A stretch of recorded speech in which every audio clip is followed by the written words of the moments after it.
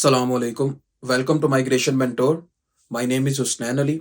In this video, I'm going to explain you how you get the 1 year multiple entry visa of Saudi Arabia.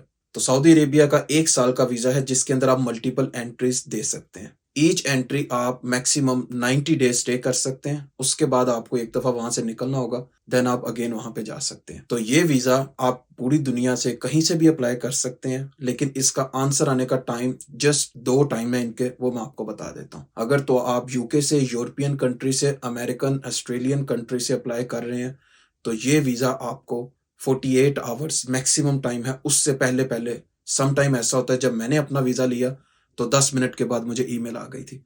और maximum मैंने ऐसा ही अपने friends का, जिनका मैंने खुद भी अप्लाई किया है, यही देखा था 10 से 15 मिनट के अंदर ईमेल आ जाती है। अदरवाइज 48 आवर्स का वो टाइम देते हैं। तो इसके अंदर अंदर आपको ईमेल आ जाती है, ई वीजा आपको रिसीव हो जाता है। अगर आप किसी एशियन और अफ्रीकन कंट्री से अप्लाई करते हैं तो यही वीजा का टाइम 5 to 7 वर्किंग डेज होगा, क्योंकि उनको अगर कोई भी चीज उस दौरान चाहिए होगी तो आपसे मांग लेंगे।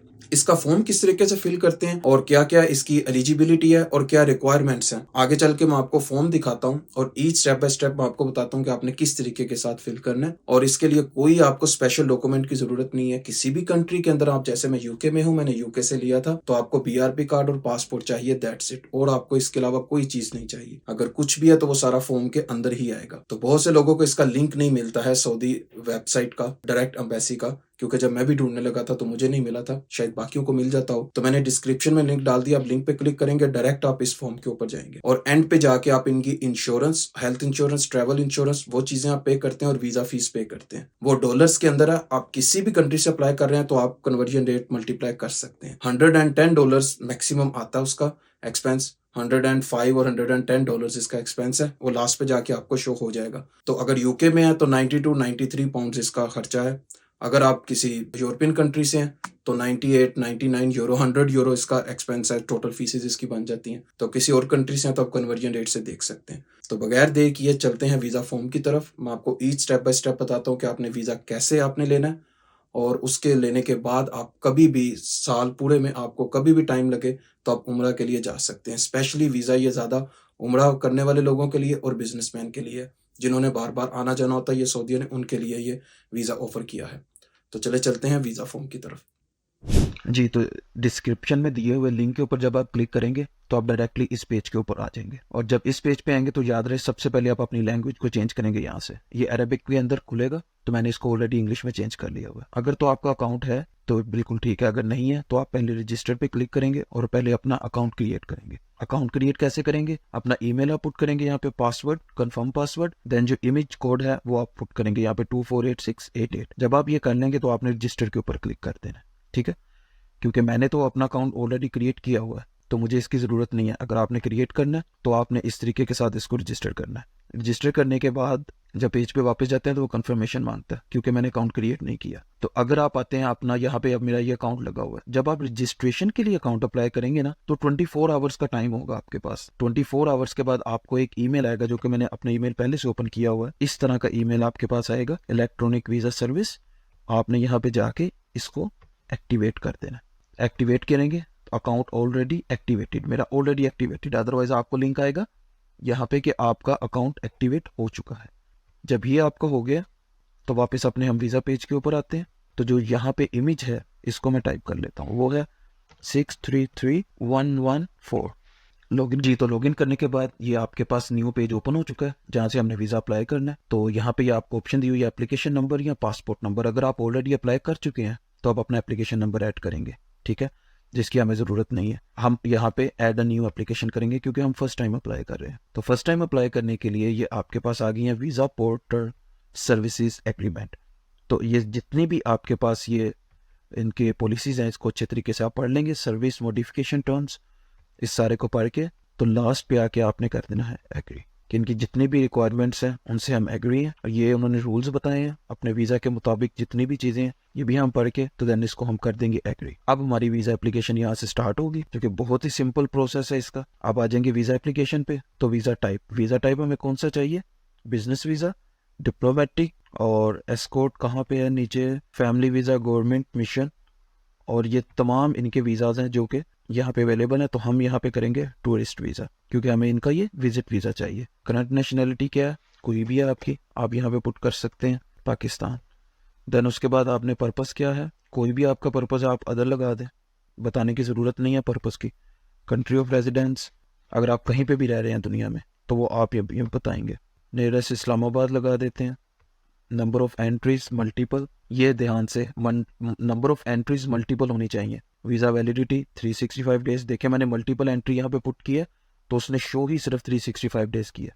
ड्यूरेशन ऑफ स्टे 90, मैक्सिमम आप 90 डेज स्टे कर सकते हैं, उसके बाद आपको एक ट्रांजिट देना पड़ेगा जी। तो अब इसके बाद आपके पास है, डू यू और any of your first degree relatives है। सो ये आपके पास 3 टाइप्स हैं वीज़ास की, ठीक है। अगर तो आपके पास वैलिड टूरिस्ट और बिजनेस वीज़ा, यानी कोई भी आपके पास जो है ना वैलिड वीज़ा है ना, यूनाइटेड स्टेट ऑफ अमेरिका का, यूनाइटेड किंगडम का, शेंजन कंट्रीज का, किसी का भी है, यानी 26 यूरोपियन कंट्रीज है, उनमें से अगर आपके पास किसी का वीज़ा है यूनाइटेड स्टेट्स का या यूके का, यूनाइटेड किंगडम का, तो आप इसको सिलेक्ट करेंगे। मैं जैसा कि अभी यूनाइटेड किंगडम में, तो मैं इसको सिलेक्ट करूंगा। अगर पीआर आपके पास है, परमानेंट रेजिडेंस, यूनाइटेड स्टेट्स की और अमेरिका की, फिर आप यहाँ पे करेंगे, और यूरोपियन यूनियन की भी फिर आप यहाँ पे करेंगे। और अगर valid residence for no less than 3 months in GCC countries, GCC gulf countries आती हैं, जैसे कि आपके पास ये यूनाइटेड अरब एमिरेट्स है, दुबई, उसमें बहरीन आ जाता है, कतर आ जाता है, कुवैत आ जाता है, तो अगर उनमें से आपके पास है तो ये आप क्लिक करेंगे।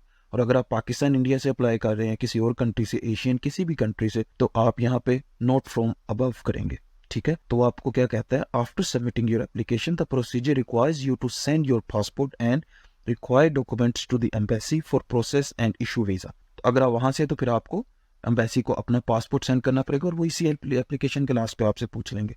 लिहाजा मैं अभी यूके से अप्लाई कर रहा हूँ तो मैं इसको सिलेक्ट करूंगा। यहाँ पे आएंगे तो यूके में जो मुझे रेजिडेंस परमिट यहाँ पे मिला हुआ है, मैं उसका नंबर यहाँ पे सिलेक्ट कर लूंगा। इशूइंग कंट्री कौन सी है, यूनाइटेड किंगडम ने मुझे दिया, तो ये लगाऊंगा यहाँ पे। उसकी जो residence of visa expiry date है वो कितनी है, वो मैं पुट कर देता हूँ अपनी, चले 30 नवंबर। 30 नवंबर तो नहीं है वैसे, एग्जैक्ट में बताना नहीं चाह रहा, तो 24 के अंदर जाके इसको मैं नवंबर के अंदर ही कर देता हूँ। 1 नवंबर 2024 को मेरा ये एक्सपायर हो रहा है, अंडर डिटरमिन्ड है। तो नीचे आ जाते हैं। अब यहाँ पे आपने क्या करना है, अटैचमेंट्स के अंदर आपने copy of passport, permanent residence और वीज़ा कॉपी, यानी जो हमारा यहाँ पे अगर आप यूके से अप्लाई कर रहे हैं तो जो आपका बीआरपी कार्ड है वो, और ऊपर copy of passport, must be in GPG और पीएनजी फॉर्म। तो यहाँ से मैं अपनी फाइल चूज करता हूँ। पिक्चर आपने पहले से लेके रखनी है, स्टार्ट पे मैंने बता दिया था। तो ये 2 इमेज यहाँ पे मैंने अपलोड कर दी। अब आ जाते हैं नीचे पर्सनल इन्फॉर्मेशन पे, अरेबिक फर्स्ट नेम, तो ये सारा हमारा इससे ताल्लुक नहीं है, हम इंग्लिश में कर रहे हैं। तो ये लास्ट नेम जो है इसमें हम डाल देते हैं अली, और फर्स्ट नेम मोहम्मद।